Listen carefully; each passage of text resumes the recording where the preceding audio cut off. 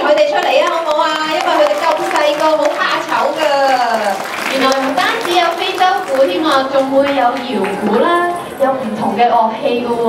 係啊，佢哋真係好精神啊！個個咧都準備出嚟表演，佢哋都係第一次表演㗎咋。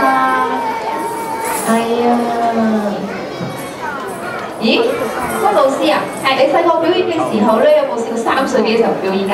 哎呀，我以前就冇咁嘅機會啦。不過唔係喎，愛群數女個冰鳳幼稚園就可以有呢個機會咧，俾佢哋出嚟表演啊。係啊，我哋咧學校會特別嘅，無論你嘅小朋友咧佢係點樣咧，我哋都會俾機會佢咧去上台表演嘅喎。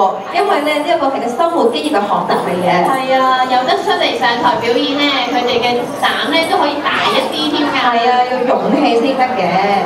好。咦，見佢哋好似預備都差唔多啦。備好咯噃。係啊，同埋咧，我好欣賞啲老師啊，啲老師都好合作咧，幫手咧，分啲樂器俾啲小朋友係咪啊？發揮我哋學校嘅團隊精神喎！我哋俾掌聲我啲老師好唔好啊？各位家長。係啊，因為老師都好用心教導佢哋嘅喎。而小朋友咧都好有耐性去等候喎。係啊，你睇幾乖幾安靜。咦？唔知小思怡出嚟未咧？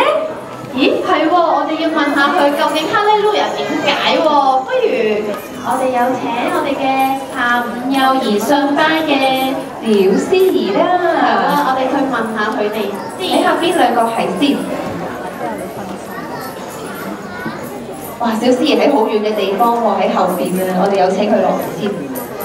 哇！佢哋一個一個攞住啲金針好靚啊，點。我都好欣賞啲家長啊，佢哋好安靜坐喺度等候啊。